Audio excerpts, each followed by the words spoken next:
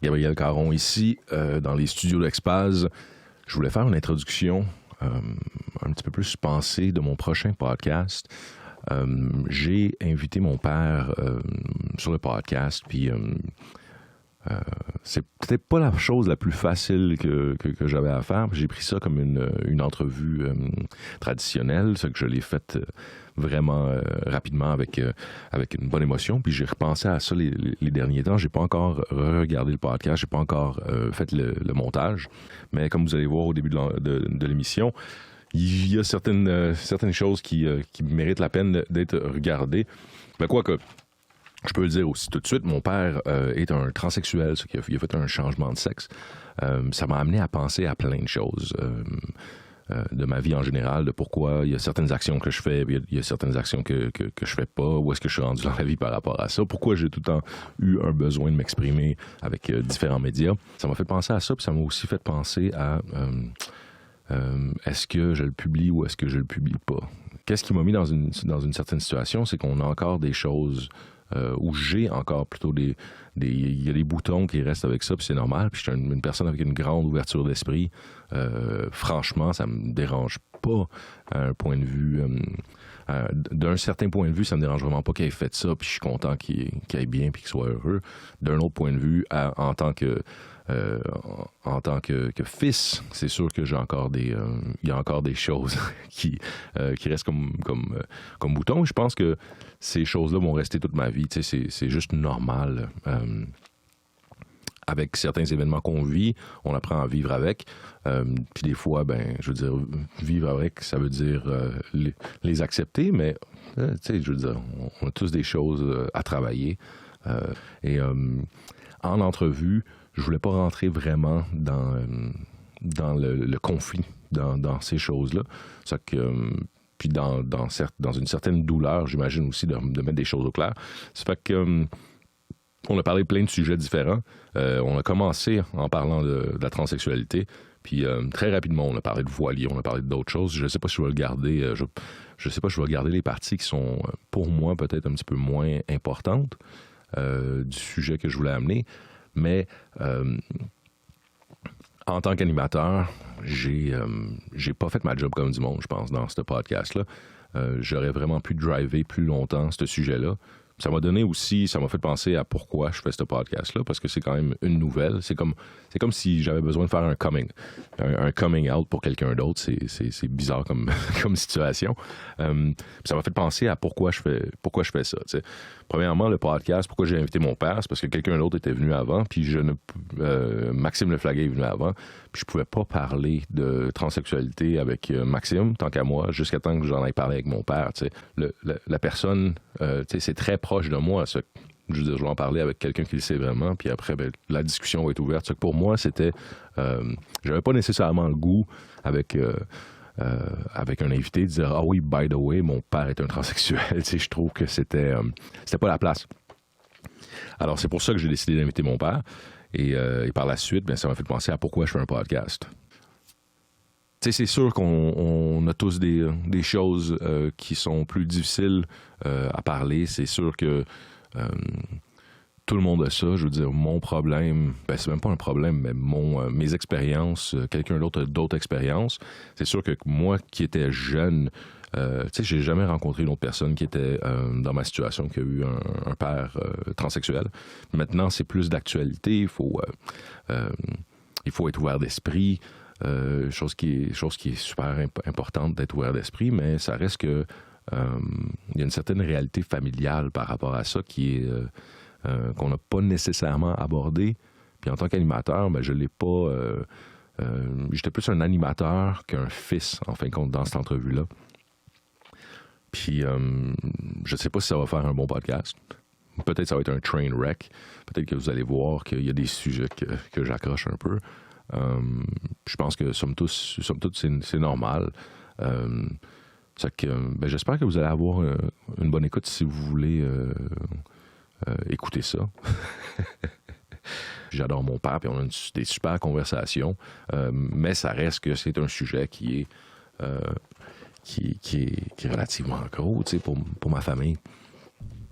Anyway, je voulais juste vous dire ça pour commencer. Je vais sûrement faire un petit podcast avec celui-là. J'espère que vous allez avoir un bon show, une bonne émission. Mais je sais que c'est quelque chose qui est très, très, très proche de mon cœur actuellement. Alors, bonjour tout le monde. Bonjour Delphé. Bonjour. Je vais faire une petite introduction aujourd'hui. Je pensais à ça. Mon dernier podcast, la personne a parlé de le transsexualisme, la transsexualité, puis c'est un sujet que je voulais aborder parce que ça fait partie de mon quotidien quand même depuis longtemps, mais je voulais pas l'aborder avec lui. Ça que j'ai pensé, ça m'a ramené à penser à plein de choses. Pourquoi je fais un podcast, puis aussi pourquoi parler de sujets qui me sont proches. Puis je pense que l'authenticité, puis être intègre, puis pouvoir... grosso modo, la première chose pourquoi je voulais t'avoir comme invité, c'était pour ouvrir ce sujet-là, parce que c'est avec toi que je voulais parler de ça en premier. Donc, je vous présente Delphé Martin, qui est mon géniteur. Oui. C'est une bonne façon de le dire. Alors... Ça va bien aujourd'hui? Oui, ça va très bien. Je suis un peu nerveuse ou émue, disons. Ah oui? Oui. Pour moi, il faut comprendre que j'ai été des années sans avoir à aborder ce sujet-là de mon passé. Right. Parce qu'une grande partie de ma vie, cette grande partie-là qui s'est terminée dernièrement avec mon retour au Québec. Pendant toutes ces années-là, j'ai jamais eu à parler de ça. Oui, à me rappeler de ça. Et ce n'est que dernièrement que j'ai eu à reparler de ma transition ou du transsexualisme, de mon transsexualisme, de mon expérience de transsexualisme. C'est en revenant au Québec avec des proches et des nouveaux proches, hein, des nouvelles alliances familiales, où on m'a posé des questions là-dessus et où je me sens obligé de répondre peut-être pour essayer de démystifier surtout, j'imagine. Oui. Ou justifier ou quoi que ce soit. On ne peut pas prendre quelque chose puis de mettre ça en dessous du tapis puis oublier. Ça fonctionne pas. Right. Ça marche pas. Alors, fallait mieux pour moi répondre à mes nouveaux interlocuteurs. Mais la chose que j'ai trouvée intéressante, c'est que au Québec, c'est un sujet, je dirais pas d'actualité quotidienne, mais c'est présent maintenant, c'est présent dans nos lois, c'est présent partout. Il y a des transgenres, on parle de transgenres. C'est chose où ce n'était jamais. Jamais parlé ou même conscientisé, où j'étais dans le sud des États-Unis, dans ce qu'ils appellent le Bible Belt. C'est un des pays de redneck. Moi, je me souviens avoir habité avec toi dans le Bible Belt, puis c'est comme si l'ouverture d'esprit était même pas là pour des personnes qui avaient fait une transition, donc ils ne le voyaient juste pas. Ça faisait juste pas partie de la perception des gens complètement, puis avec leurs valeurs qu'ils ont. Tu sais, comme je veux dire, ça reste que c'est tout du monde, puis c'est des humains, tout le kit, mais il y a même pas le... Hey, as-tu fait une transition? Puis ici, je pense qu'il y a plus de personnes qui étaient déjà à l'écoute. Toi, tu as fait ta transition, premièrement, on va commencer avec le début. Ça fait combien de temps? Quand est-ce que tu as fait ta transition? Bon. On va parler de ça pendant un petit bout, je pense. Ouais, OK. Si tu veux, on peut parler de plein d'autres choses, mais je pense que ça peut être important pour des personnes qui vivent avec ça ou qui vivent avec des doutes ou qui ne comprennent pas c'est quoi. Tu sais, moi, en tant que personne qui a vécu avec ça, avec ta transition aussi, je veux dire, à un moment donné, je me suis dit, sais-tu quoi, je ne vais jamais vraiment être en mesure de le comprendre. La seule chose que je peux faire, c'est de l'accepter. Tu sais? Parce que on rentre dans des concepts que, je veux dire, c'est une exploration qui a été... qui est à toi, tu sais. Le mal-être que tu avais est à toi, puis je peux pas essayer de comprendre ce mal-être-là autant qu'une personne qui... Je peux essayer de comprendre ou d'accepter une vision de quelqu'un qui habite, je sais pas, au Congo, mais je peux pas l'intégrer, tu sais, c'est pas à moi ça. Je pense qu'il y a beaucoup de fils, de nœuds qu'on va être capable de démystifier avec ça aujourd'hui. Oui, mais moi, c'est une des... C'est pas un besoin pour moi d'en parler, il faut comprendre. Au contraire. Quand tu m'as demandé, ça t'intéresserait-tu de faire un podcast? Bon, c'est public. Oui. Et ça va à l'encontre de toutes mes croyances que j'ai appliquées dans ma vie à ce niveau-là. Je le fais, le podcast, parce que tu m'as demandé de faire un podcast et je trouve que c'est un événement dans ma vie et dans ta vie qui va faire qu'on va parler pendant 2 heures de temps de ce sujet-là ensemble. Exact. On n'a pas eu de grandes conversations.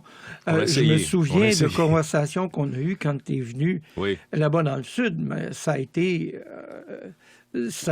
des épisodes de larmes. Oui. C'était de plus jeune déchirement. Aussi. Oui, effectivement. À 21 ans, à essayer de comprendre à essayer de comprendre tout ça, puis aussi son positionnement dans une société, puis tout ça venait ensemble, c'était une grosse boule. Et ça a toujours été la raison première pourquoi je suis parti en exil. Parce que j'ai été, en 25 ou 28 ans, en exil. Right. Quand je suis parti d'ici, la raison première pourquoi je suis parti, c'était dans les mois qui ont suivi ma chirurgie. Et pour moi, je ne voulais pas, à ce moment-là, être dans un contexte, surtout dans le contexte de l'époque où c'était la seule personne qui en parlait, ou 2 personnes qui en parlaient sur les ondes. C'était un sujet qui commençait à être intéressant pour la TV, là, de parler de tout ça. Je pense que c'était un sujet choquant, même. Oui, c'était choquant. Ça faisait du Claire Lamarche, puis c'était des shows de... Jeannette veut savoir, et puis Claire Lamarche. Exact. Alors, je suis allé j'étais invité, mais j'étais dans une phase de transition, c'était pré-chirurgie. Et à ce moment-là, pour moi, ça a été dans les seuls événements publics que j'avais fait. Pour moi, je partais en exil pour ne pas vous soumettre, toi et ta sœur, à un contexte présent où vous auriez eu à justifier aux autres ce qui se passait. Oui. Parce que moi-même, c'est encore mystérieux. OK. C'est quelque chose qui est qu'on n'explique pas. Peux-tu m'expliquer, sans aborder la génétique, pourquoi tu étais un homme? Sans aborder la génétique?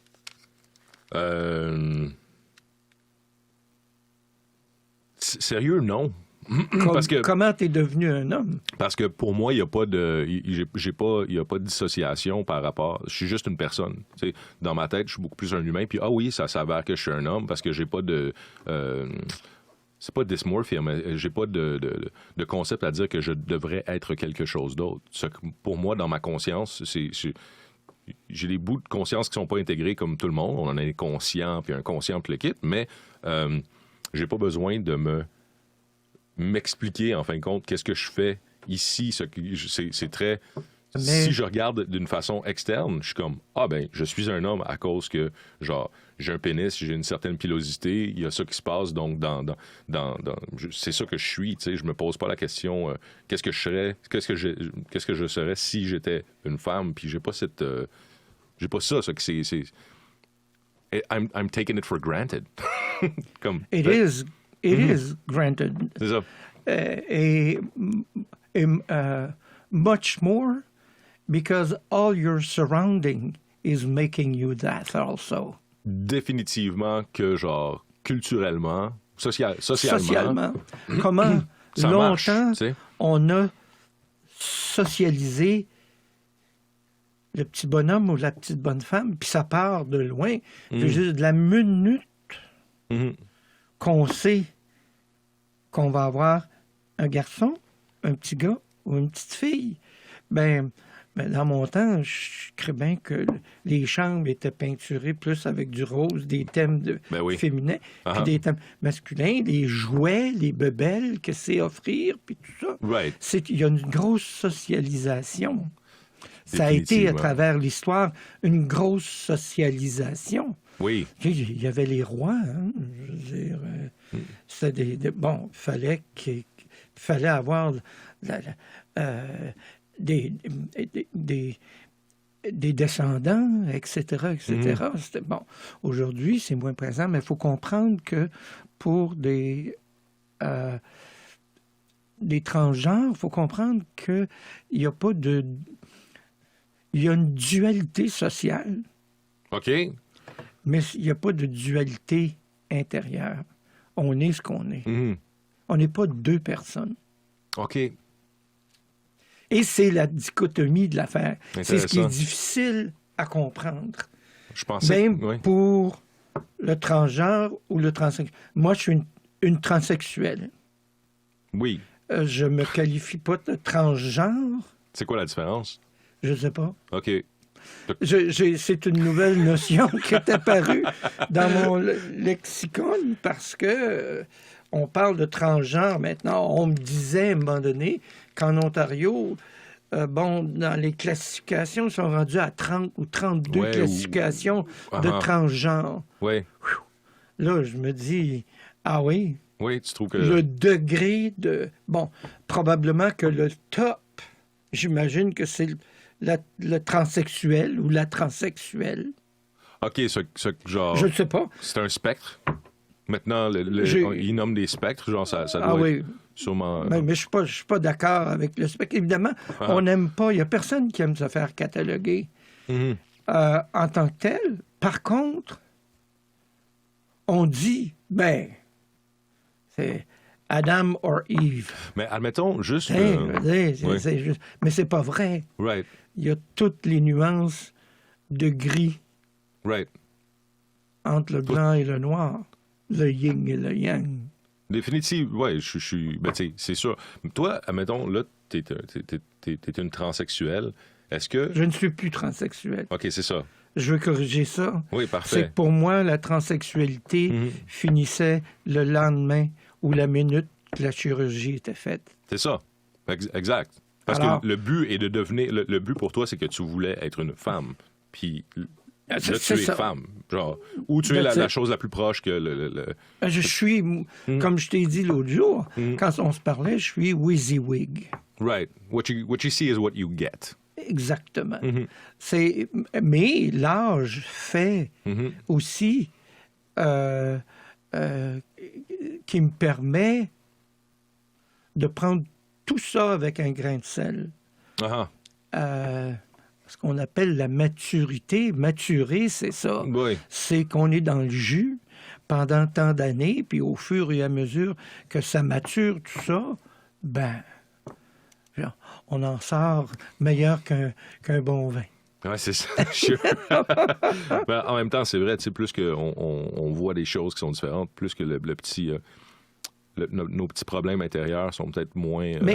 on gagne la perspective, en fin de compte. De mon côté, j'ai été 28 ans sans même me préoccuper de tout ça.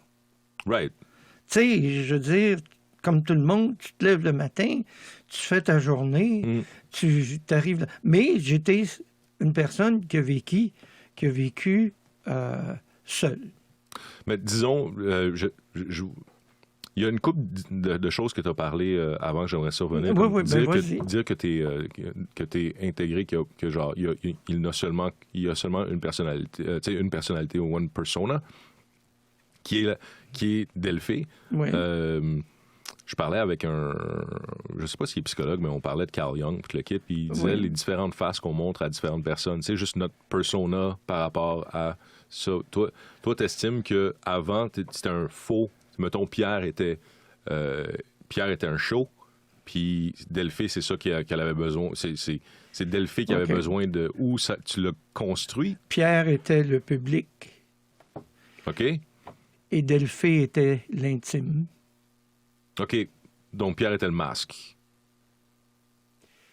Oui, Ah. dans un sens. Et avec toute la facilité qu'il y a, ou qu'il y avait, encore plus dans cette société-là, pour les hommes. OK. J'étais une personne, ou je suis encore une personne volubile. Oui. Les gens vont être témoins. Oui. OK? Mm-hmm. Et puis, alors c'était facile, tout était facile pour moi. C'était trop facile, mais je vivais une euphorie dans mon intimité qui me permettait de rêver, permettait d'être. Quand tu définis euphorie, c'est que une euphorie pour moi, c'est un sentiment positif qui est quasiment enivrant. Oui, Est-ce que c'est ça. ta définition de... C'est une ivresse qui se produit, mais qui se produit dans l'intimité.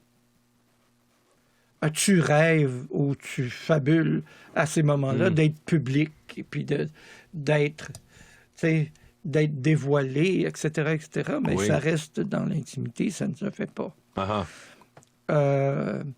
Et c'est ça qui m'a poussé pendant ma transition. D'être dévoilé. De prendre... Parce que fallait, dans la transition, vivre 2 ans dans, comme il disait, dans notre nouvelle identité. OK. Oui.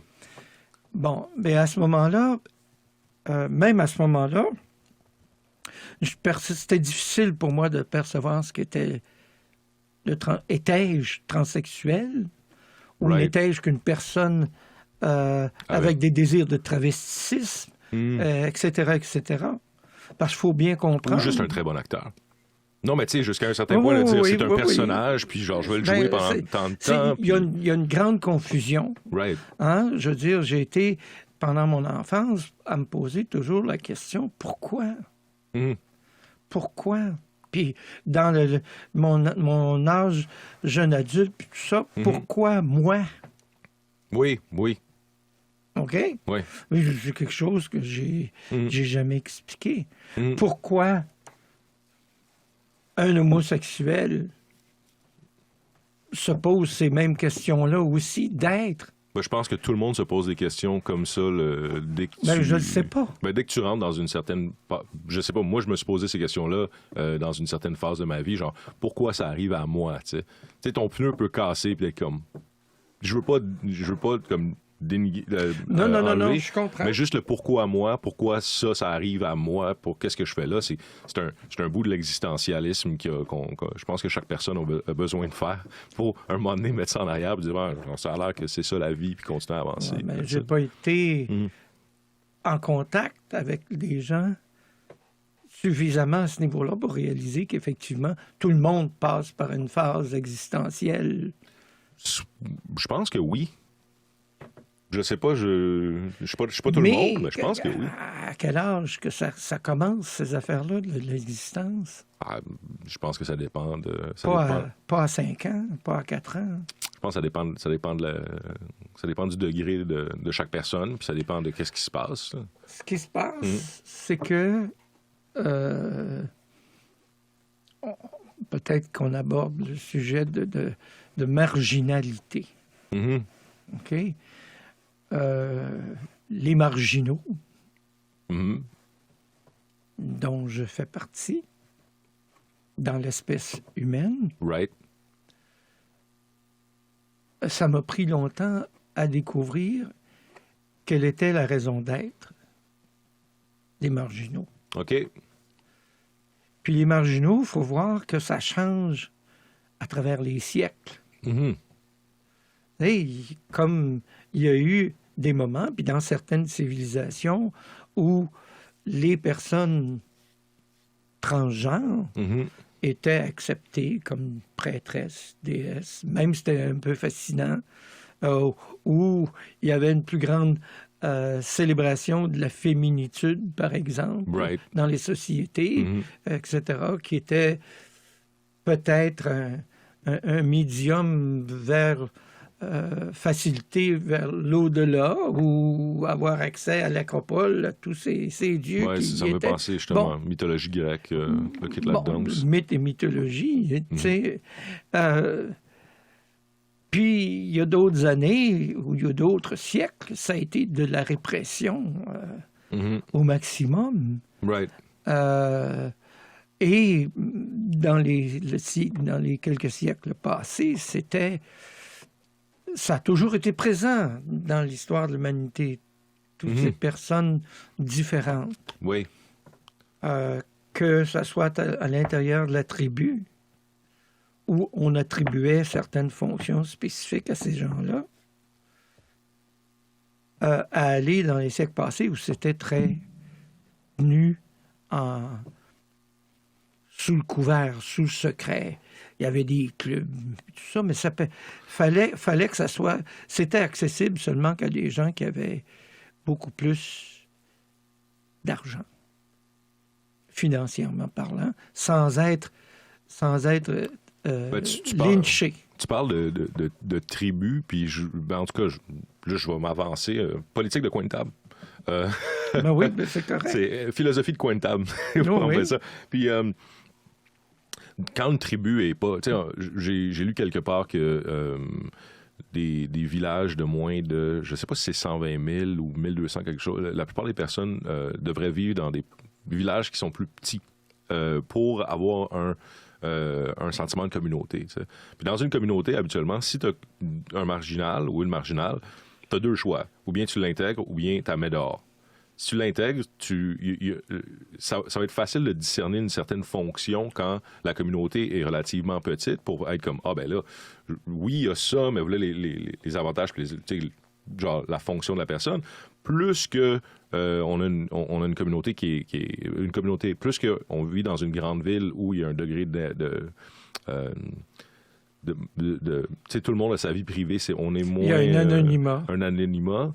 Essayer de définir une fonction qui n'est pas basée sur le progrès, tu sais, qui n'est pas basée sur du capital, puis où est-ce que ça s'en va, ça prend un autre angle, puis je pense que c'est là que, dans une société qui est plus pour, justement, qui est plus pour aller vers l'avant de quelque chose, bien, quand tu tombes avec des choses qui sont marginales, c'est beaucoup plus facile de les discréditer puis de les sortir de la société parce que ça ne fit pas que dans une communauté où est-ce que qui fait partie tout d'être humain. Tu sais.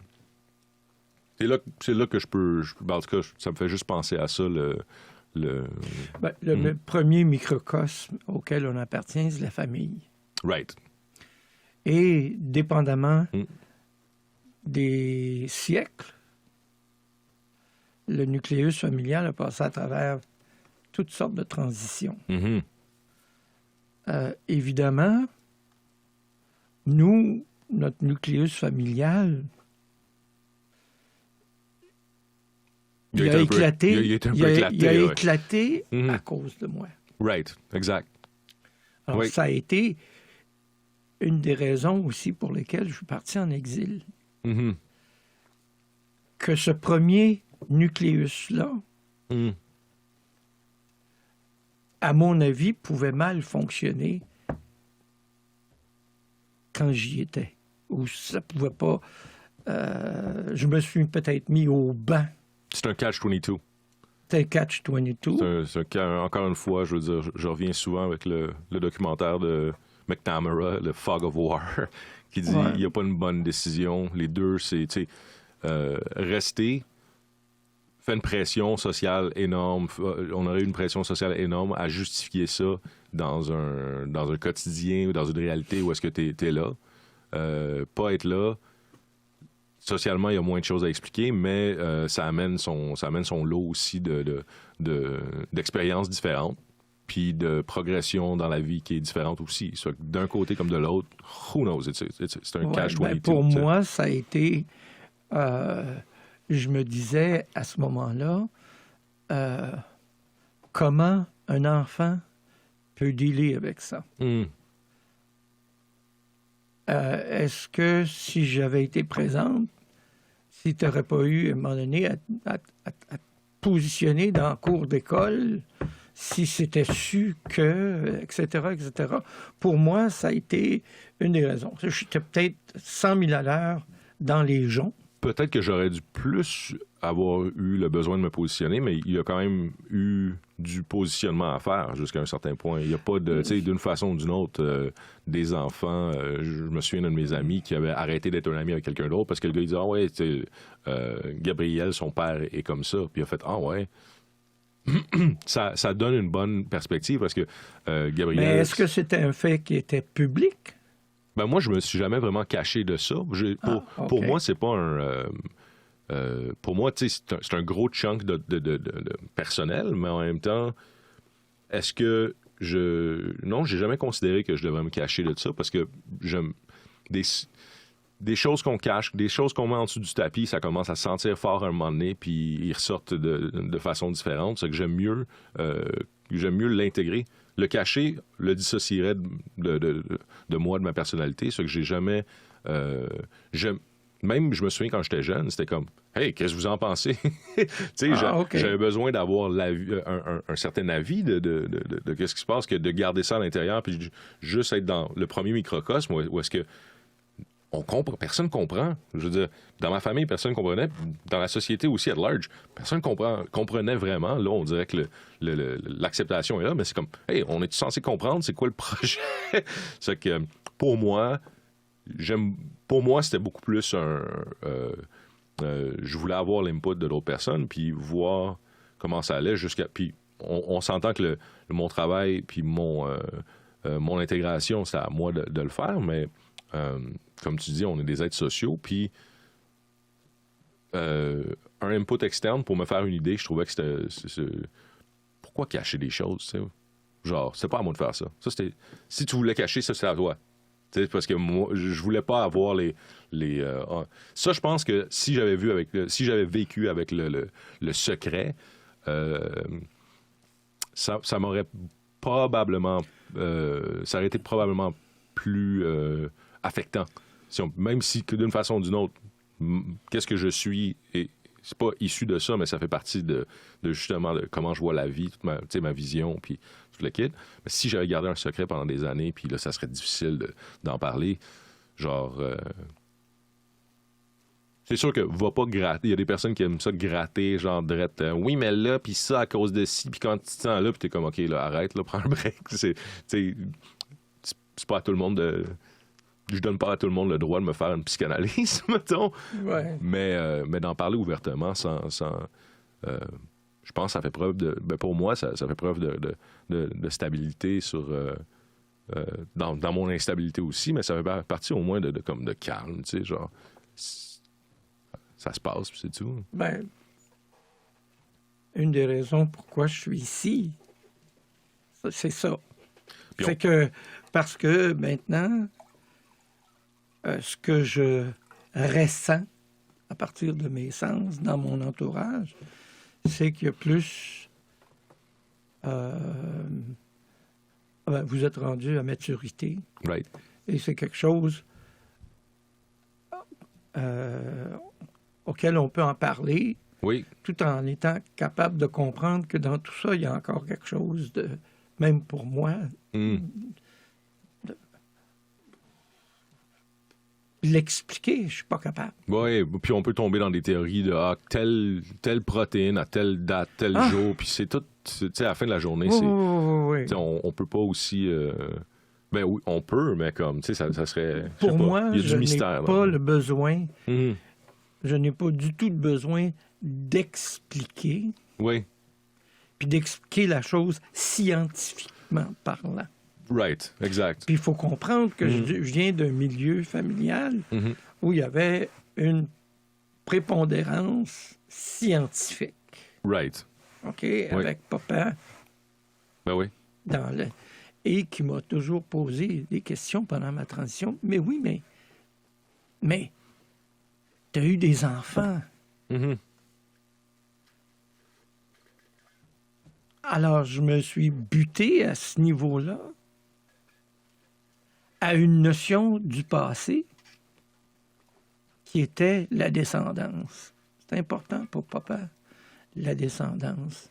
Oui, mais... Ben, j'espère que c'est important, la descendance. Ça l'est important. Effectivement.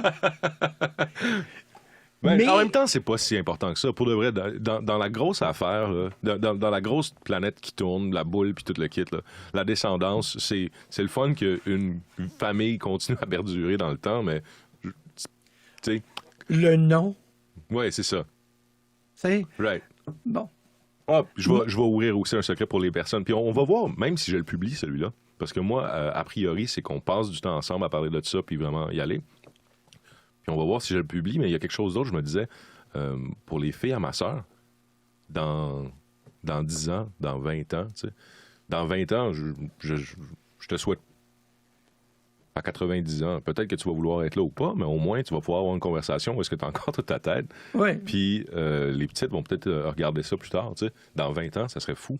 Genre, je pensais à ça, je me dis, tu sais, j'aimerais ça, j'aurais aimé ça, genre, que mon grand-père, avoir été capable de rentrer dans des sujets matures avec mon grand-père des deux côtés, puis le kit. Je pense que c'est juste ça, c'est une bonne... Pourquoi? De quoi? Pourquoi tu aurais aimé entrer en communication, avoir des grandes discussions avec grand-papa? Ben pour ça, les Romains avaient une salle où est-ce qu'ils mettaient des statues. Les Romains, avec du cash, avaient une salle avec les statues de leurs ancêtres.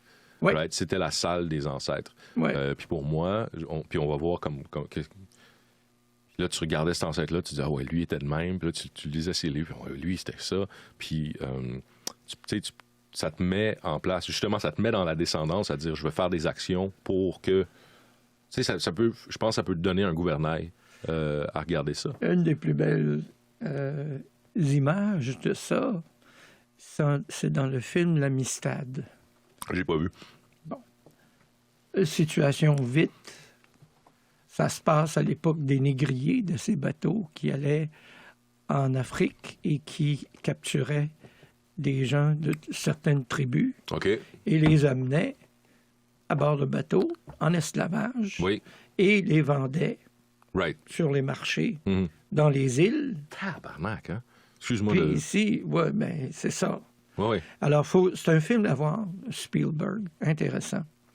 En anglais, c'est quoi? L'Amistad. L'Amistad. En anglais, l'Amistad? La Amistad. OK, parfait. C'était le nom du bateau. Oui. OK. Et ça a été... Le débat était premier parce que c'est... il y a eu une révolte à bord du bateau négrier. Et ils nourrissaient trop. Et ils ont massacré ces Portugais ou Espagnols qui étaient à bord, sauf le capitaine et puis un assistant. OK. Et le meneur de cette mutinerie-là,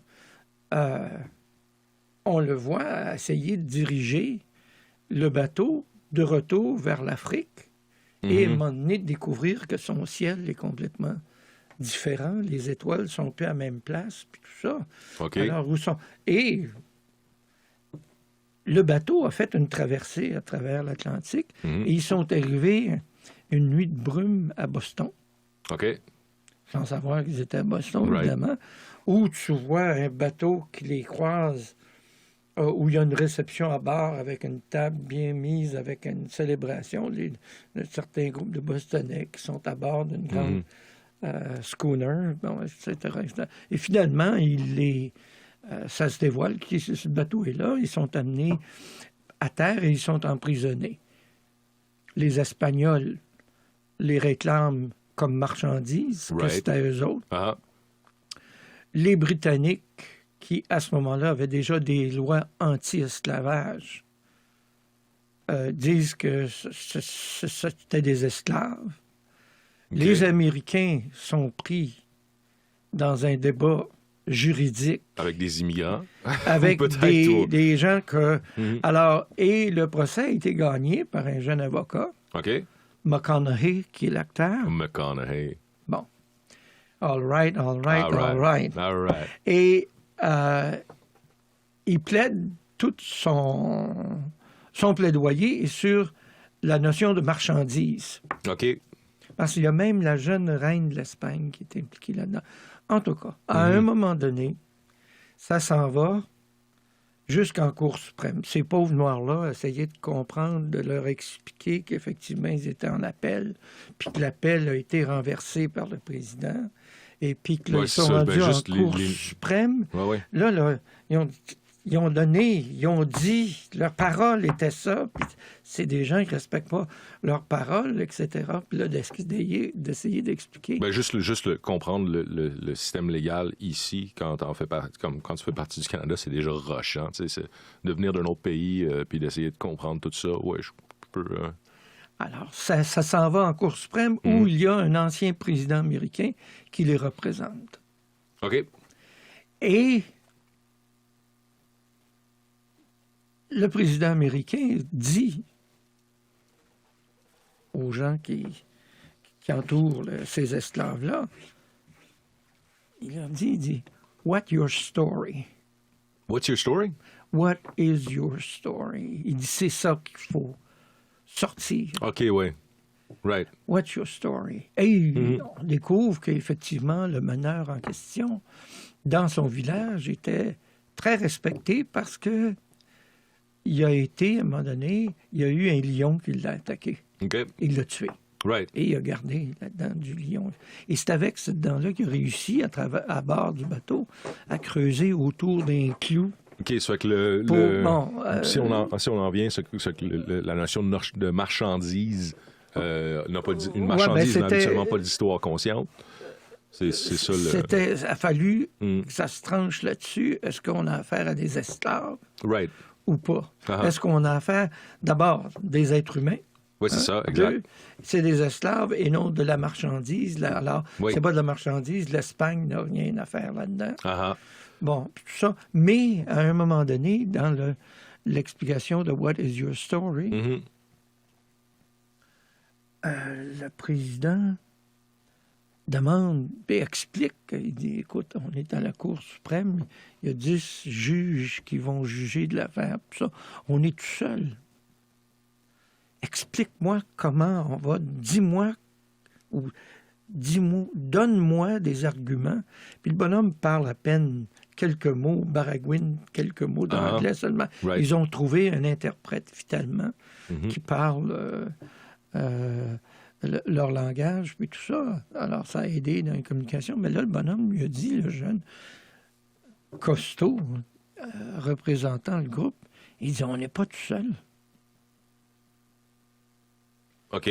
Il dit, on a tous mes ancêtres qui sont là, à partir du premier, qui sont en arrière de moi, puis qui sont de cette énergie-là. Il dit, je suis l'apothéose du croisement de tous mes ancêtres. Oui.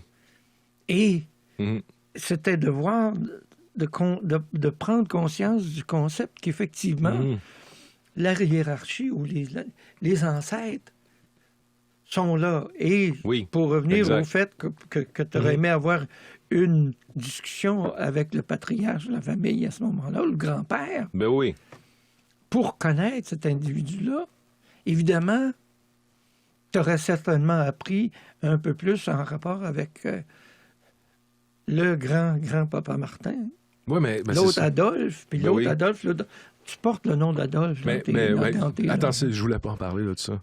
C'était la seule affaire qui est tabou.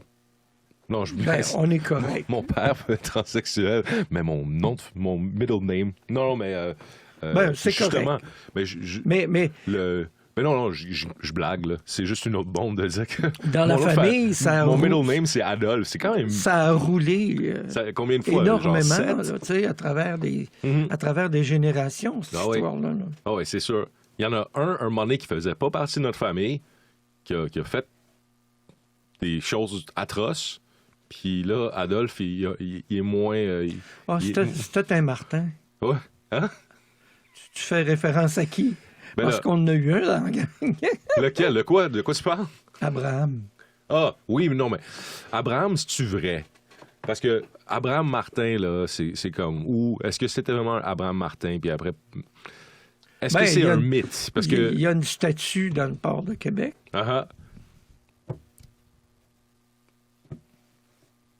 Oui, mais, genre, pareil, c'est quoi? Bon, comme il y a des statues de Charlemagne d'Iberville, puis de Frontenac, puis il doit y avoir de Duplessis en quelque part. là. OK, la vraie histoire, pourquoi c'est appelé les plaines d'Abraham? On- Pas vrai, OK. là. C'est juste que... As-tu fait des recherches? Non, j'ai pas fait de recherche. Toi, tu as déjà fait des recherches sur ça? Non, j'ai été marcher les plaines d'Abraham. Bah, moi aussi, j'étais allé à la Puis chaîne Saint-Jean. J'ai fait des recherches. J'ai même ton oncle restait quasiment au coin de la côte d'Abraham. Exact, oui. Bon, la côte d'Abraham, là, on dit, c'est peut-être une légende, c'est peut-être une légende urbaine. C'est sûr que c'est une légende urbaine. Mais je sais pas. Ben, c'est une dans légende les familiale. villes, dans les villes, puis dans les villages, quand on retrouve les noms des places, ces affaires-là, il y a des raisons. Et ça fait Définitivement. partie de la petite histoire. Pour moi, la petite histoire est plus fascinante que l'histoire officielle, parce que l'histoire officielle est toujours écrite par les conquérants. Ben, par les conquérants, puis aussi elle est distillée pour avoir une histoire uniforme. Tu sais, je veux dire, comme... Ben, c'est même pas le but. Ah. C'est d'essayer de bien paraître puis de justifier pourquoi il y a eu des massacres. Right. On dit qu'au Québec, on est un des seuls peuples qui a réécrit l'histoire aussi, même si on est allé... Parce que quand tu regardes les ouvrages d'histoire à J'ai- l'école... tout le kit. J'ai pas fouillé Mhm. ce sujet-là, moi, personnellement, Right. à savoir même si j'ai fait beaucoup d'histoire. Hein, Ah. J'ai été à l'université en histoire, Mhm. mais j'étais toujours sur l'Antiquité. Oui, Pour moi, ça a été le début de l'organisation du politicos humain. right. Et puis, de là, tous nos systèmes se sont bâtis, blablabla, Ah. toute l'histoire. La petite histoire d'Abraham, l'ancêtre, Oui, c'est quoi, 4 générations, 5 générations, 6 plus? ouais. De là, de 5 générations au moins. All right. Bon, était capitaine de bateau. Right. A été commissionné à l'époque par le roi d'Angleterre pour baliser le fleuve. Oui. Parce que quand tu rentres le fleuve, quand tu es dans le golfe, ça va bien, plus tu rapetisses. Mhm. Il y a des battures, il y a toutes sortes d'endroits où c'est difficile, il y a du C'est ça. courant, hein, Exact. énormément de courant. Alors, il faut que tu saches comment naviguer ces choses-là. Paraît-il Alors- que quand il arrivait, je sais pas si c'était en Gaspésie ou à Rivière-du-Loup, quelque part, après, il passait le bateau à un local, quelqu'un qui était Ça se de fait la encore. place. Ah oui, ça se fait encore? Ça se fait encore partout à travers le monde, OK. même qu'il y a des endroits où tu ne peux pas rentrer dans un port sans avoir un pilote. Un pilote Pourquoi? qui vient de la place. Là. Oui, C'est ça. parce que, et avec raison, Mhm. parce qu'à cause des courants inconnus, Ouais, c'est qui ne ça. sont pas cartographiés. OK, oui. On ne le voit pas, ça. Right. OK? Puis avec même Google Maps, puis de l'espace, Oh puis oui, des choses, ça- on ne voit pas ces courants-là. Ouais. T'sais? Bon, puis dans le fleuve, tu as un courant, tu as un gros courant. Mhm. Ça dépend du quel temps de l'année, etc. Alors, Oui. et Abraham a été, d'ailleurs, le premier à fonder une compagnie de pilotes. OK. Ça s'appelait comment? J'ai aucune idée. J'ai aucune idée. Ouais. Mais, étant donné qu'il était en rapport avec le fleuve Mhm. et qu'il a dû baliser le fleuve, se rendre compte que de telle place à telle place, de telle place à telle place, il était peut-être préférable d'utiliser des locaux Mhm. pour permettre à ces bateaux-là de monter jusqu'à Montréal. Exact. Ah, c'était une logique, hein? Ben oui, ben c'est une logique, puis ça se faisait Ça coulait de possiblement ailleurs aussi, dans d'autres places. On là. se dit dans la petite histoire qu'à un moment donné, à un de ses voyages où Abraham est allé en Angleterre parce qu'il faisait Québec-Angleterre régulièrement, on le surnommait Abraham dit l'Écossais. OK. Ben, il allait en Écosse parce qu'il revenait avec du scotch Oui. à fond de cale. Ah, Il y avait eu, dans la petite histoire, peut-être des notions un peu de contrebande aussi. Ça, ben ça, on s'en fout. Mais dans un des voyages, il y avait un des passagers qui ramenait, qui était médecin et qui est tombé très malade. Ah. L'histoire dit que Abraham l'a recueilli dans sa cabine OK.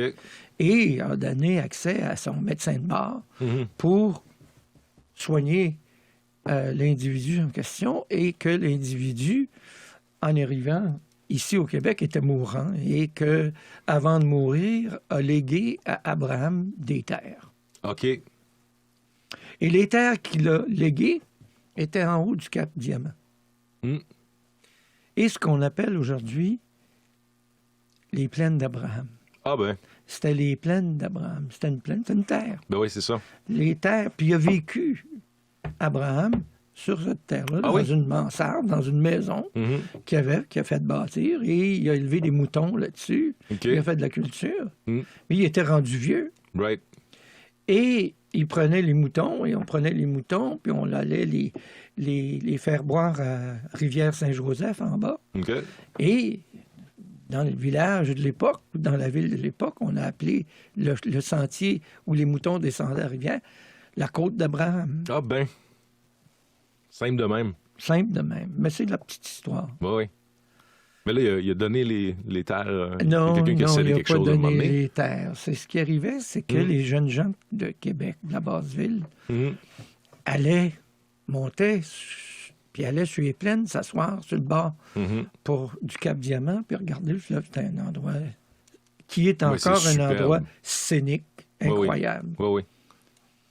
Et la petite histoire dit qu'à un certain moment donné, il y avait une jeune fille qui redescendait ou quoi que ce soit, que le père Abraham l'aurait violée. Ah oui? Bon, Damn! on dit qu'il y a eu un procès et qu'on a emprisonné le vieux OK. et que la famille Martin Mhm. de Québec, pour racheter la réputation de l'ancêtre, du père, Shit. ont cédé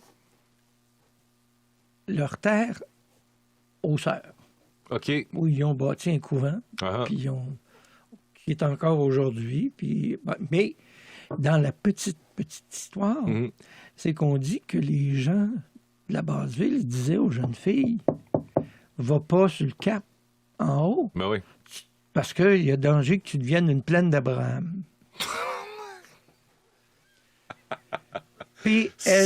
P-L-E-I-N-E. Ben oui, c'est ça, exact. Une plaine d'Abraham. Ah, Alors, les sœurs, pour réhabiliter tout ça, cette histoire-là, ah, ils ont appelé ça les plaines d'Abraham. right. The Plains of Abraham. Oui. oui. Abraham's Plains. Right, exact. C'est beau, ça. C'est une petite histoire. C'est beau, c'est comme en Gaspésie, sur le Cap d'Espoir. Oui. Un petit peu la même chose, les langues qui se mélangent en étant bilingue le kit. En Gaspésie, il y a une place, c'est le Cap d'Espoir. Tu sais, c'est tellement un beau nom, Cap d'Espoir. C'est comme moi, j'ai le goût d'y aller. L'espérance, l'espoir. Mais avant, est-ce que c'était pas les marins qui avaient l'espoir d'arriver là pour se réfugier aussi Non, ben de la paraît-il. mer? Petite histoire, mais en même temps, tu sais, c'est des Voilà. petites histoires. Paraît que le Cap est très haut, puis il y a des personnes qui se suicidaient de là. D'accord. Ah, Puis c'était anglophone dans le temps, c'est que c'était Cape Despair. Puis quand OK. les Français sont venus, Cape Despair, Cap d'Espoir. C'est que ça a juste complètement changé du la négatif au positif. signification. Oui, exact. Genre d'une traite. C'est cute. superbe. Oui, oui. Oui, mais on en C'est- a parlé un petit peu quand tu étais là-bas ou quand quand tu m'as téléphoné une fois, puis c'est comment je pense que je vais revenir à Montréal. Oui. Moi, j'étais comme, ouais, pour moi, c'était une logique même, une logique temporelle, en fin de compte, une logique de comme, t'es mieux au Québec qu'aux States, avec Trump, Puis avec un système de santé, rendu à un certain âge, je veux dire, le système de... Tu sais, comme, il y a un bon tissu social ici, ou un meilleur tissu social, c'est que je trouvais juste que c'était comme complètement logique. Mais j'ai pas vraiment écouté pourquoi, tu sais, c'était quoi tes notions, parce que justement, tu t'es déjà déraciné une fois après ta transition pour tes enfants ou pour pas foutre plus de marde que t'en avais mis. Tu t'es dit, OK, regarde, on cancelle, je fais un exil. Si tu veux, on peut revenir sur le sujet, mais ma petite question pour commencer, c'est comme, c'était quoi l'événement qui t'a fait, ou l'histoire qui t'a fait vouloir revenir ici aussi après tout ce temps-là? J'étais en train de devenir aveugle. OK. J'ai été diagnostiqué en 2016, 2017. Diabétique. OK. Je ne savais pas. Right. J'ai été apparemment, au moment où j'ai été diagnostiqué, maintenant on sait scientifiquement, par les spécialistes qui m'entourent, que ça faisait déjà de 20 à 25 ans que j'étais diabétique. OK. J'avais à peu près une semaine et demie avant d'être affecté au point que je n'aurais même pas pu conduire. Tes parents. Right. Je suis revenu ici en urgence. J'ai tout lâché, j'ai tout laissé. Right. J'ai brûlé tout ce que j'avais. J'ai donné tout ce que j'avais et brûlé. Puis je peux te dire que 20 ans de vie, ça fait pas... Ça fait un tas de cendres à peu près gros comme ça, à peu près 5 pieds de diamètre. Tu t'es assis... Dans ma cour, je regardais mes 20 ans en cendres. Et c'était quoi l'émotion? C'était un autre chapitre, parce que j'avais déjà fait ça. Right, exact. J'avais déjà... Oui, mais tu sais, je veux dire... Je suis une personne en transition. Je suis une personne qui a vécu 28 ans en voyage. Oui. C'est ici ma place. Ma langue, mes gens, ma source. C'est très, très, très, très, très important. Tout individu. Actuellement, c'est très fort pour toi. C'est très fort pour moi. Quand je suis revenu au Québec, ce que j'ai redécouvert, c'est l'humour. L'humour des Québécois. Le besoin d'humour des Québécois.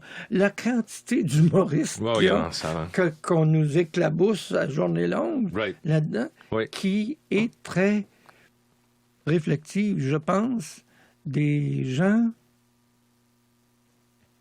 Je veux dire quelque chose de gros. Let's go. Les sociologues le diront. Les conquis. On est des gens qui savons rire de nous-mêmes. C'est quoi le rapport avec les conquis par rapport à ça? Ben, on se prend moins pour d'autres. OK. Puis, on se trouve trop. On a bon... Il y a de grands humoristes aux États-Unis, etc., mais c'est pas dans le présent quotidien. Les gens font pas des farces continuellement comme ici. OK. C'est une grosse différence. Je sais pas. Il y a énormément... Je me souviens, j'ai vécu aux États-Unis, puis c'est vrai que là, c'était pas... Ben, je veux dire, j'étais jeune, c'est que j'ai pas vu ça, cet angle-là, comparativement à l'angle des humoristes, justement, au Québec, où est-ce que c'est vrai que ça fait... Tu vas plus voir un show d'humoriste que tu vas voir un concert de musique quasiment ici, tu sais, comparativement à d'autres places où est-ce que tu t'en vas voir la musique. Pourquoi? Parce que c'est drôle de s'asseoir, puis pour une heure ou deux, de s'évader dans l'humour, dans le rire. Oui. Le rire, c'est important. Mais oui. Mais toi, quand t'es allé en Floride pour commencer, là, tu pensais-tu rester là? Tu pensais-tu rester là pendant... C'était quoi ton... T'avais-tu un plan? J'avais pas un plan de carrière. Oui. Je m'en venais en Floride, j'étais avec une amie, et on partait, on allait vivre à Pensacola. Elle était de Pensacola. Right. Puis on s'établissait à Pensacola. Ça faisait mon affaire parce que je quittais. Oui. Ici, je tournais la page. Exact. Et c'était ça. Et j'y suis resté, je me suis établi, Oui. j'ai fait de l'affaire, mais Non, mais tu sais, c'était comme pas... en tant qu'immigrant illégal ou immigrante illégale, Alors, j'étais illégal. tu sais, moi, quand j'étais parce que j'étais allé à l'école là-bas, les papiers n'étaient pas clean, ou tu sais, comme je veux dire, naturellement. On a eu à jouer un peu, mais il faut c'est ça. comprendre que dans ma nature, Mhm. de par ma nature, mais là, comme ça, j'ai toujours été une personne qui a toujours frôlé avec j'ai pas une personne conforme, Mhm. une marginale. Right. Alors, même au niveau des lois, mais des lois Trouve de les l'époque ou les lois... Ça, tu joues ces loopholes aussi. Oui, oui. Faut que tu sauves ta personne en quelque part, là. Oui. Bon. Et à certains moments donné, j'ai fait des choses Mhm. en rapport avec l'immigration, les frontières, etc., que j'aurais pas dû faire. No shit. Veux-tu Ça, c'est l'expliquer? tabou. Ça, Ça, c'est tabou? Ben, Mais t'as tabou. c'est comme tu veux. Tu peux le garder. Une personne qui traverse une frontière illégalement, Mhm. bon, je l'ai fait Right. une fois. Pour aller aux États-Unis. Et c'est marquant. Oui. J'en ai rêvé, j'en ai fait des cauchemars pendant des années. Ah oui? Par la suite. Et je peux comprendre des immigrants Uh-huh. ou des migrants Right. qui font partie des grandes migrations, puis qui traversent illégalement les frontières, puis qui s'établissent dans un pays, et puis qui vivent dans le maquis, à ne pas vouloir être identifiés, etc. Ah ouais, ça doit etc. tellement être une vie. C'est- Ben, tu sais, je veux dire, t'as quand même vécu ça avec l'immigration illégale. Ben, C'est être là. présent dans ta vie à toutes les secondes, à Oui. tous les gestes que tu poses. Exact. Il faut que tu joues. Toute cette horde d'Hispanos aux États-Unis, qui sont des illégaux, Oui. dans une grande partie, c'est pas la majorité, mais dans une grande partie qui vivent depuis 10-15 ans dans Oui. un pays et qui n'ont pas encore et qui ont Qui ont eu des à enfants. racheter un permis de conduire avec une photo qui a été décolletée. Puis les policiers, C'est quand tu t'arrêtes, sketch. ils voient tout ça, puis ils te montrent l'affaire. Ah oui. Mais, tu sais, aux États-Unis, ton permis de conduire, comme ici, hein, c'est une pièce d'identité. Oui. Mais dans certains pays, il faut quasiment que tu aies ton passeport sur toi. Bah oui. Moi, aux États-Unis, quand on m'a donné ma carte verte, Mhm. qui, incidemment, pour tout le monde, le script sur la carte, c'est vert. Alors, c'est une carte verte. OK. Tu l'as-tu encore? Ah oui. Carte verte, c'est permanent. Après, t'as ton green card. Non, t'as ton non, green j'ai card forever. j'ai ma résidence permanente. OK. Alors, de là, mon green card. OK. Alors, je suis résidente permanente américaine. Mais j'ai à considérer, à faire une recherche. Est-ce qu'il y a des inconvénients si je déclare pas que maintenant je vis en permanence au Canada Ah ou pas?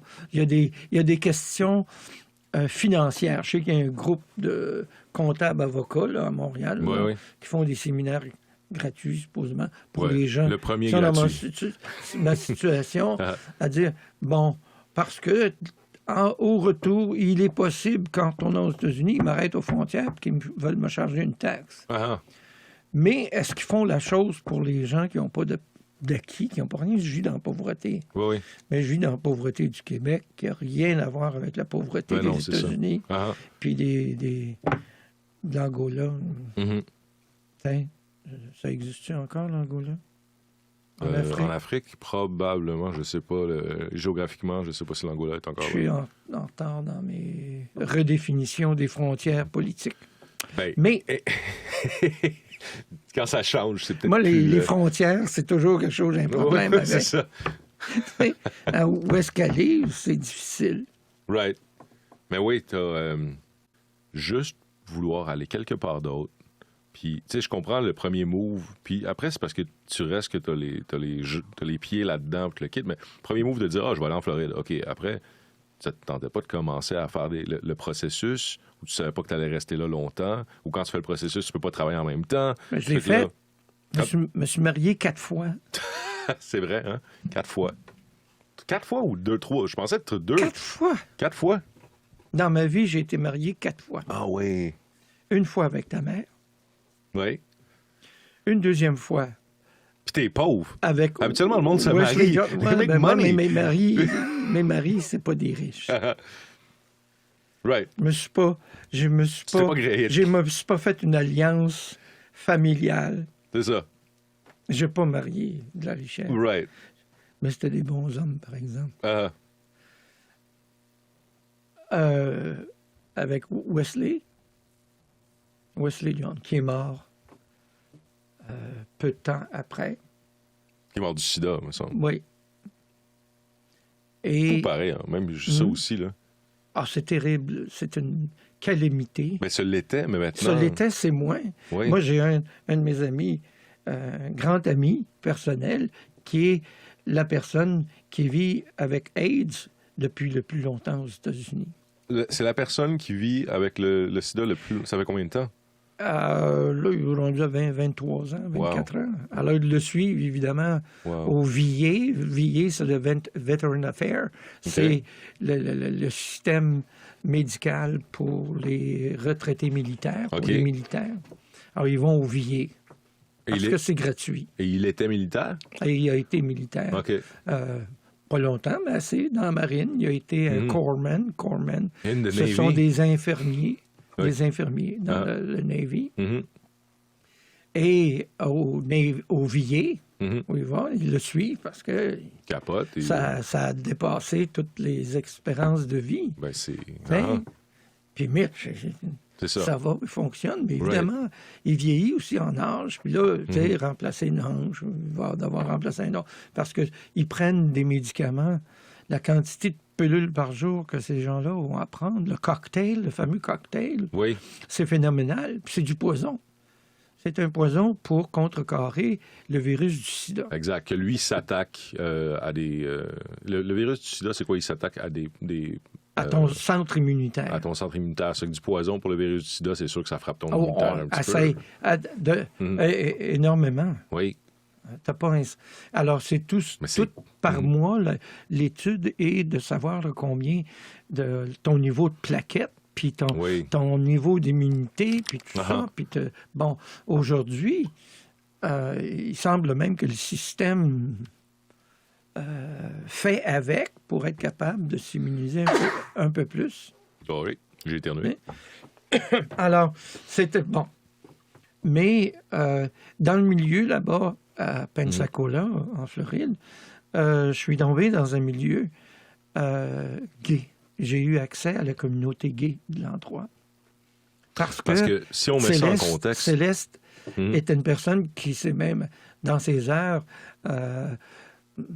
a défendu l'étendard de LBGT, puis tout ça, puis bon... Puis on s'entend, le Pensacola, on est dans le Bible Belt, comme tu disais tantôt, donc c'est une place baptiste, tous super les vendredis, religieuse. samedis soirs, tout près des boîtes de nuit, puis tout ça, il y a des gens sur les coins de rue avec les Bibles qui crient à tue-tête à tous les passants, à toutes les voitures, les psaumes. Sur la plage, ils revirent les poubelles, puis ils se mettent sur les poubelles, puis ils disent comment personne doit avoir des relations sexuelles avant le mariage, puis c'est très religieux. À Pensacola, il faut comprendre qu'il y a une année, il y a eu la représentante de l'État, je ne me souviens plus de son nom, c'est une petite actrice de Disney, là, qui était devenue sénatrice ou représentante au Congrès, tout ça, et qui a... Britney Spears, je pense. Non. Ça Je me souviens plus de son nom, mais elle était connue, là, je le vois encore. Là, elle faisait partie de la petite gang qui chantait la chanson de Mickey Mouse. Là, le club de Mickey Mouse, les enfants. Mais elle a grandi, puis elle a eu, avec sa popularité, accès politiquement. Elle est devenue soit sénatrice, ou je pense pas qu'elle était... Elle était représentante. Et il y a eu un événement où elle a bâcher les gays, c'était toujours juste les gays. La notion de transsexuel, transgenre. Oui, mais tu sais, si t'en bâches juste un dans l'État au complet, au moins si tu bâches les gays... Non, mais y a-tu beaucoup de transsexualité? Elle avait pris une position telle que l'establishment était bien d'accord. Il y a eu de la répression, il y a toujours eu de la répression policière. Ah oui? Oh, les gens se faire casser la gueule et tout ça. Mais il y a ça, mais comme d'aller à la boîte de nuit le vendredi soir, le samedi soir. T'es jeune, puis tout ça, tu veux aller danser, tu veux rencontrer du monde avec qui c'est le fun, puis tout ça. Puis les gays, évidemment, les transgenres, les shows de comment ça s'appelle ça, les personnes qui font des drag queens. Ben oui. Bon, toute l'affaire. My God, puis tout le monde écoute... Mais en allant là, faut Moi, j'ai entendu tu parler... marches pas tout seul, là. Mais j'ai entendu parler d'histoires de gay bashing, mettons, à Montréal, v'là 20 ans. Tu sais, comme v'là 20 ans et plus, même plus que v'là 20 ans, dans les années 70-80. Il n'y a pas eu de gay bashing depuis ce temps-là ici à Montréal. Oui, c'est ça, mais là-bas, c'est encore... Ben non, mais il y en a probablement eu, mais tu sais, je veux dire, mais je parle de... Là-bas, c'est... Je pense que culturellement, c'était... Culturellement, c'est encore... On en a au Mississippi, en Alabama, là. C'est ça, tu sais, exact. je veux dire, t'as une gang de jeunes qui sont là le vendredi soir, qui sont tannés d'être assis sur le balcon là, avec la caisse de bière, puis le zapper à mouche, puis qui tu sais, je veux dire... Bayou, là. C'est bon, puis qui sortent, puis là, ils s'organisent, puis là, ils s'en vont s'en taper un. Là, oui. Bon. Aujourd'hui, au moins, les jeunes, là-bas, peuvent au moins avoir une mission un peu plus noble, c'est d'aller à la chasse aux pitons burmais dans les swamps, parce qu'ils ont de l'argent.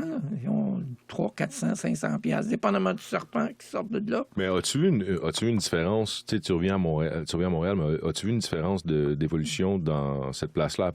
Tu sais, on va parler de Pensacola, il n'y a personne il ne doit pas avoir grand personne. Ben, c'est pas vrai, hein? Il y a eu un attentat dernièrement à Pensacola que j'ai vu, j'ai été comme choqué. Puis là, c'est des nouvelles un petit peu aux États-Unis, comme quoi...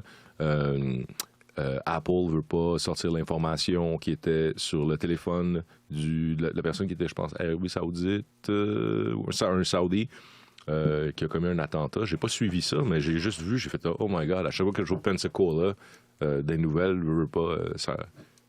je regarde un petit peu plus. Là. Bon, Pensacola a été aussi célèbre à un moment donné, dû à cause de cette représentante-là qui a été... politiquement parlant. Qui a fait du gay bashing. Du gay bashing. Ça fait combien de temps, ça, mettons? Ça faisait 2-3 ans avant que j'y aille, moi. Alors, on parle de 28, 30 ans, 31 ans. OK, quand même. OK, c'est ça. Et puis, en réaction à ça, il y a eu une montée d'affirmations gays à travers les États-Unis. Oui. Et l'idée, dans la première année, ça a été le point de rencontre cette année pour les vacances entre nous, gays. On choisit Pensacola. Ah oui, hein? Alors, il y a eu une invasion OK. Pink money. de gays à la fin de semaine du 4th of July. Oui, OK, wow. Invasion, le mot d'ordre était « Allons à Pensacola ». Et affichons-nous. Alors, il y a eu des milliers de gays qui sont venus. À chaque année, après ça, il y a eu un ralliement de gays. Ah oui. Sur les plages. Alors, ils ont là-bas, tu sais, je dis, money, hein? Money. Milliers de gens qui arrivent, qui dépensent. Money. Les gays, c'est des gens qui ont de l'argent. Ben, et ils dépensent beaucoup. Et puis tout ça, puis ils s'organisent. Et puis c'est un show extraordinaire, les beaches. Il y a une partie des beaches, qui est le gay beach. Alors, les parents n'amènent pas les enfants sur le gay beach. Okay. Les bonhommes se promènent, tu sais, à l'époque, les G-strings, puis tout ce que tu veux. God. OK, c'est vraiment un show. Puis, tu sais, les bronzés, puis tout le monde arrive, puis établit avec leur tente, puis là, font un petit... Tu sais, t'en as qui ont toute leur collection de Barbie, puis avec les petites clôtures, puis tout ça. D'autres qui ont des mixeurs à batterie, puis qui donnent des drinks, puis des daiquiris. C'est la foire, hein? Oh my Pendant God. 3 jours. Oui. Évidemment, les boîtes de nuit font énormément d'argent là-dedans. Moi, j'ai travaillé dans une boîte une fin de semaine et j'étais à une des entrées, puis on collectait les sous. Right. Puis la propriétaire passait régulièrement avec un sac pour mettre le cash là-dedans. Et je l'ai accompagné 2 fois pendant la fin de semaine dans une chambre d'hôtel qui était de l'autre côté de la rue, un grand hôtel, où elle avait loué une chambre, une suite. C'est là que se pactait tout l'argent et qu'il y avait les polices locales qui surveillaient la porte. C'est tellement old Et school. puis, à la fin de semaine, on n'était plus capable de pacter d'argent là-dedans. c'était jusqu'au plafond, puis tout ça, c'était pacté. Ta. Oui. Tu parles de l'argent, tu Oui. parles de l'économie, mais c'est tout du cash. Hein, Oui, je c'est veux dire, ça. bon.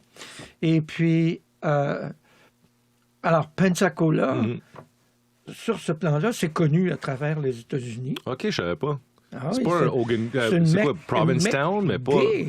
autant... Oui, mais c'est pas Ah oui. Provincetown. Oui, c'est du même phénomène. Oui.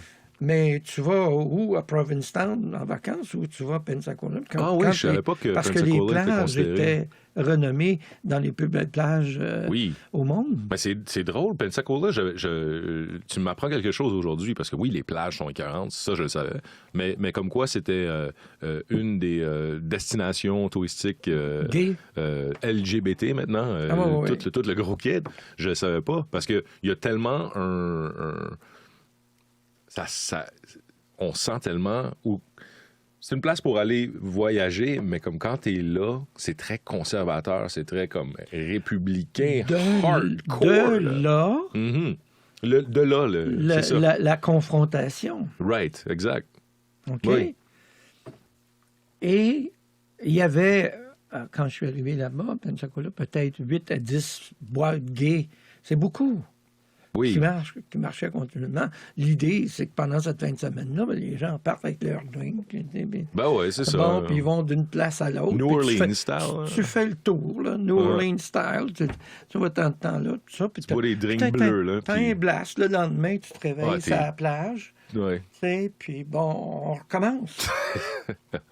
Moi, j'habitais les plages en permanence. Uh-huh. Alors, j'étais en vacances en permanence. Right. L'avantage de vivre sur les beaches, c'est que tout le monde que tu côtoies, c'est tous des touristes qui sont là pour 2 semaines, qui ont travaillé comme des damnés à se payer 2 semaines de vacances. À tout le monde a le gros sourire. Ben, c'est un avantage, mais aussi ça devient un petit peu... Mais c'est pas local. Je trouvais que l'impermanence, tu sais, comme là, j'étais à la Banff, le kit, puis, ou sinon même, quand j'étais à Martha's Vineyard, l'impermanence, voir des personnes qui font juste passer, puis là, t'es comme, on dirait que, oui, on va faire ça, tu le fais pas. C'est comme la situation que vivait ton oncle dans le Vieux-Québec. Oui, mais... L'invasion touristique, les gens, oui. ils en ont... Ah oui, c'est sûr. Ouais. Je veux dire, parce que c'est pas C'est pas comme ça que tu bâtis une culture. C'est pas les racines, puis tout ça, ouais. mais le tourisme fait partie de ça. Partout à travers le monde, maintenant, c'est ça. Ben oui, c'est sûr. Puis même le tourisme de hostel, le tourisme de... Parce qu'on parlait de voyage tantôt, mais on dirait qu'il y a des strates de voyage qui sont différentes aussi à dire je m'en vais dans un hostel, qu'il soit n'importe où dans le monde ou presque. Tu vas être avec des voyageurs internationaux. Puis c'est super cool. Puis tu es là, tu te dis est-ce que je suis en train de goûter à la culture locale? Non, tu es en train de goûter à une culture internationale qui est super le fun, qui est des Suédois avec des Suisses, des Norvégiens, des Brésiliens, des personnes qui viennent peut-être un petit peu moins le Brésil, des Argentins. Puis là, t'es comme wow, tu sais, c'est un melting pot de différentes cultures qui se rencontrent, puis ça colle pas longtemps. Oui. Nous, avec ta mère, on a voyagé un bout de temps en Europe, on a fait un voyage. Les voyages, ce sont des expériences uniques dans la vie. Right. D'aller ailleurs, d'essayer de percevoir, de comprendre, ça te bouleverse complètement, André.